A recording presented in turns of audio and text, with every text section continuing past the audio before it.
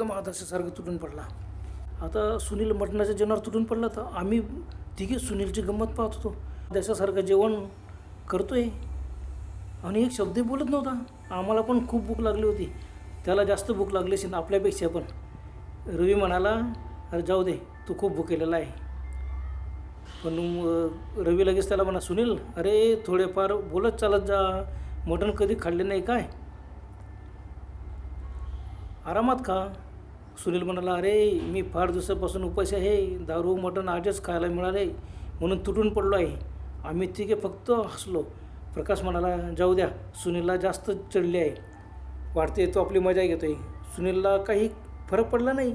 आमच्या सर्वात सुनील बारीक होता. रवी म्हणाला, बारीक माणसं जास्त जेवतात. खरे आहे. सुनील बोलला, अरे मी फार दिवसापासून उपाशी आहे रे, तुमच्यापेक्षा मी जास्त दारू पिलो व मटण पण जास्तच खाणार. हो बाप.